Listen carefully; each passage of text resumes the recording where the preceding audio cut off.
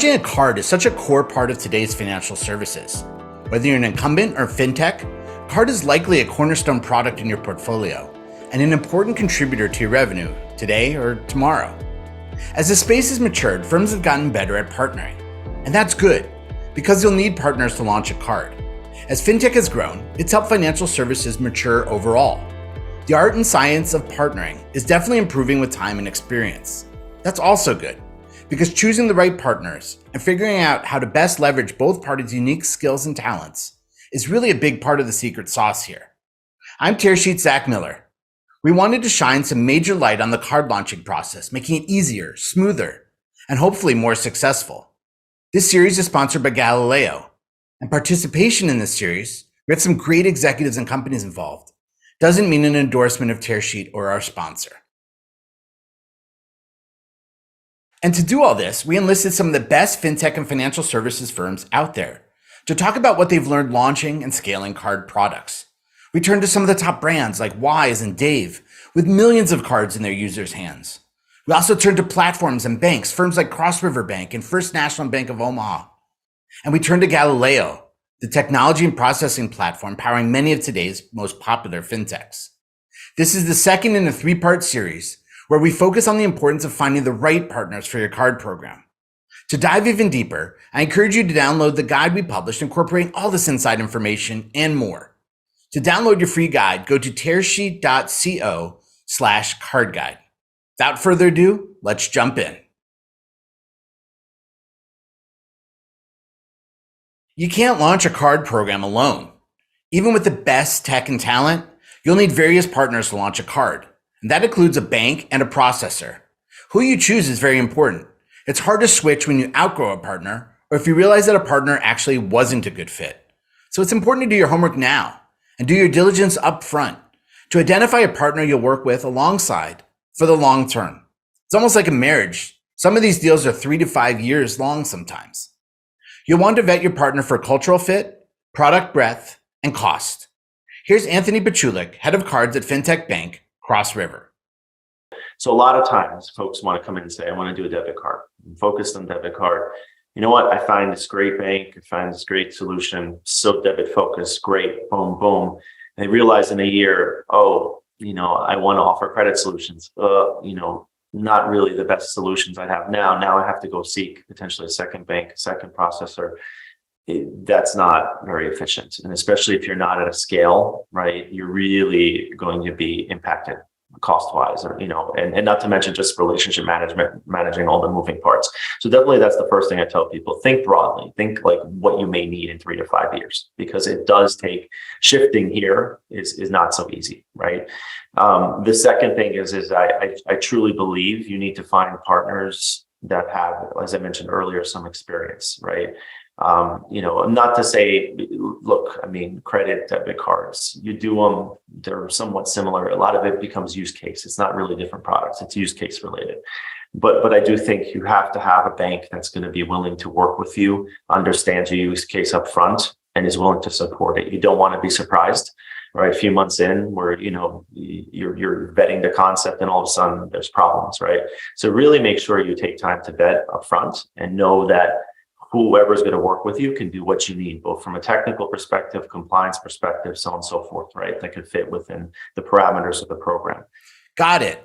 Getting all the moving parts in order isn't a small feat when it comes to planning and launching a card. All the planning in the world can't reverse the effects of launching with the wrong partners.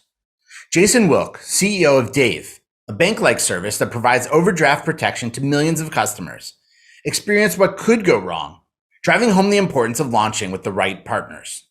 The planning stage was important. I honestly, though, wish we did a little more diligence on the space, because the first partner we went to work with ended up not working out.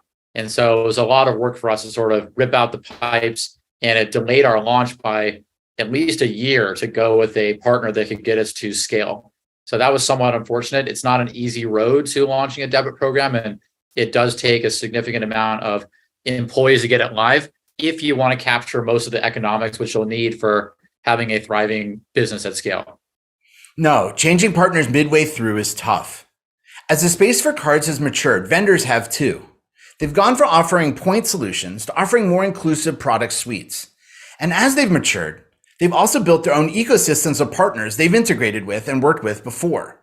Getting a partner that's participated in a few rodeos is important because they have the experience to keep you on the straight and narrow and guide your work with other partners. So you're going to want to choose your partners right. Some firms start with choosing a bank partner first. Others identify the right processor who typically has strong relationships. Galileo's Susan Chaffin, Senior Director of Technical Solution Design, believes that the success of a card program rests with getting the right partners involved.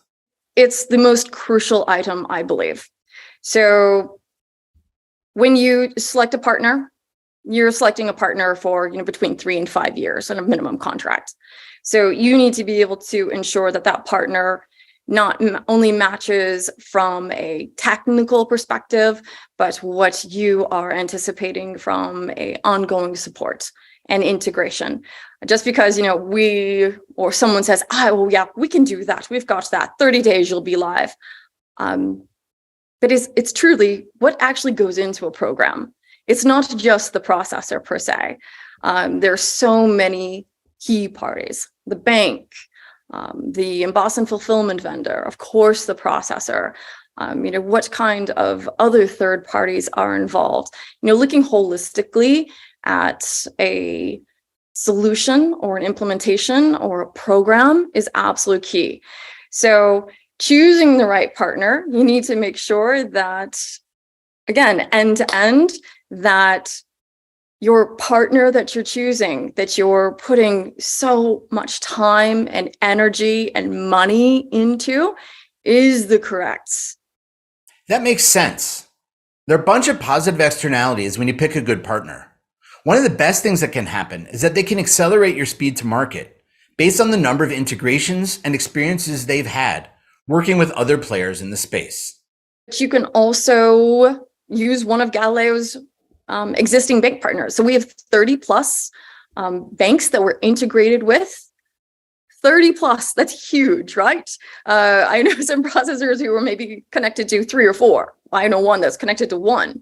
So we listen to, again, your requirements, and Zach, you say, I have this program idea. I wanted to be able to do cross-border remittance. I have a KYC strategy that I'd like to do X, Y, and Z. Well, we'll be able to introduce you to the partners that we know will support your program. We can make, 2, 3, 4 introductions and be able to really help convey what your strengths are to those banking partners. There is absolutely a benefit to partnering with one of our existing banks, and what that is speed. So we've already got all of the processes set up with the bank. We've gone through all of the due diligence. We've been approved, and it's just getting a bin and then plugging into our system, and a bin live. As soon as I have the paperwork for the association to go live, Visa, MasterCard, Discover, it's 2-3 weeks at the most. And so it's a plug and play. And so if you come to us, you're using one of our existing bank partners, all of a sudden you're launching faster. A new bank integration, depending upon their technical and financial acumen, it can take 4 to 6 months sometimes. I've seen a new bank integration take 2 years, and that bank had 4 sets of developers just rotating in and out. Yeah, so much depends on the original planning. Talking about launching and growth is exciting, but all successful card programs are built by dotting the I's and crossing the T's. Getting clear on technical requirements up front saves some heartache later and clarifies the level of investment that launching a card will call for. Here's Mark Butterfield, whose firm FNBO powers 250 financial institutions, co-brand, reward, and affinity partner branded in-market card programs. He's worked closely with firms on some of the technical requirements needed to launch a card. What we've built is, I'll call it the raw materials. And so when we talk to our clients for Bend by FNBO, I just want to ask them, how obsessed are you with your own customer experience? Like, do you build that out yourself or do you outsource that? And our primary target customer is the one that 100% obsesses about their experience and owns that experience. And they have builders that improve that experience every day. And so that really avoids a lot of the uncomfortable questions of, well, if you obsess about it, then we're enabling. We're giving you all the raw materials to be able to do that. Some clients we talk to, they actually want, again, more of a legacy flavor, which is, I just want you to do everything for me. I want you to, use your app, use your experience. I don't want to embed anything other than maybe the initial application. And that's great. We have a product for that. Understood. Partners can do a lot of the heavy lifting when it comes to launching a card, but they can never replace the role a fintech or brand has with its customers. For that, you'll have to take the lead, and your vendors will follow. When we're talking to vendors that think they want our modern platform, yet they don't really own their own customer experience, that's when it becomes a little bit of an awkward conversation, because the engineering talent that you need to be able to do that, the tech that you need to do that, I'm not building that. So it's like, well, so who's building it? Because if I'm not doing it, you're not doing it, somebody's got to pay for that. That's right. While there are lots of cards in the market, no one has ever done your company's card. Every team, every company's card is intimately tied into the culture they've built and the value proposition they've communicated to their customers. Here's Sharon Keene, Global Products and International Expansion at money transfer firm Wise. So that's the tough bit, right? So I think when you talk to the product teams at Wise, the biggest challenge and what we spend most of our time on is how we're going to build something that's going to work here. Like, because often the things we're solving haven't been done before. So the building is everything. So you're saying while partners can do much of the heavy lifting, there's a cost in outsourcing parts of the product. Firms that value the tight relationships with their customers and control over their experience have to balance working with partners versus doing some things themselves. So integrating with card schemes and minimizing the number of sort of external parties that we would be reliant on. That's really our mission with the card program now, is like, how do we own as much of that infrastructure as we can so that we can be in charge of the costs and really minimize those costs and not have to pay fees to, unfair fees to suppliers that ultimately we have to pass on to our customer. But it's hard, right? It is hard. You'll want to button up the hatches on your planning so you can optimize the number and quality of partners invested in your program. I use the word invested because essentially that's what they're doing and how they look at it. If you want to work with a processor like Galileo, they want your card to be successful. So they'll generally want to really understand your plans. You'll be joined at the hip. So your success is their success. It's almost like meeting with a potential investor. From our standpoint, we also want to make sure that we're partnering with programs that are going to be successful, that have enough burn rate or enough capital to be able to launch a program, have a good marketing strategy, have the right team in place, not just from the development side, but operations, compliance, and business. So when we start talking with a prospect, and that's where my team comes into play, the solution architecture team, we ask so many questions, but it's really, I would say, more of a learning exercise for our programs. Every single program that wants to be on Galileo, or we approach them, we go through a guide that we've built called a client solution guide. And so this is prior to any contracts being signed, anything.